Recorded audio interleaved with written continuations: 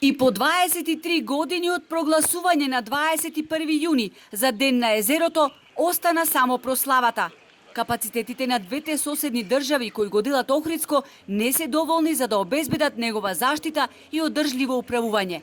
Ценат експертите. Се уште постојат закани кои што ќе остават долгорочни последици. Најгорлив проблем е колекторскиот систем, испуштањето на нетретирани отпадни води, како и нелегалната градба, посебно на македонска страна.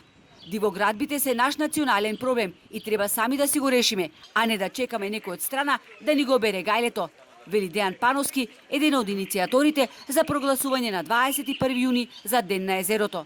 Сметам и натаму дека треба да се почне со процес на деурбанизација и деузурпација, значи, на брегот на Охридското езеро. Се она што е узурпирано да се врати назад, се она што е урбанизација како процес да се оддалечи од центарот на градот. Без тие два елементи, деурбанизација и деузурпација, не можеме да направиме еден посериозен напредок.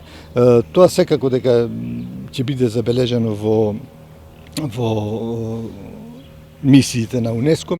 Санирањето на големите проблеми, предвидени со планот за управување со сливот на Охридското езеро, кој ги донесовме пред 2 години, а содржат повеќе од 100 мерки, како инфраструктурни, така и институционални, се уште чекаат на имплементација, потенцира Пановски.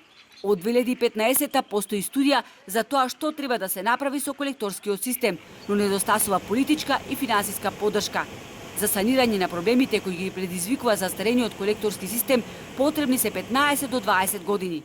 Испуштањето на нетретирани отпадни води доведува до еутрофикација и загадување на Охридското езеро, иако во последните неколку години извршена е рехабилитација на колекторскиот систем, сепак во минатите 20 години, за жал и сега се издвојуваат минимални средства од државниот буџет за директна заштита на еден од најскапоценните екосистеми во Македонија.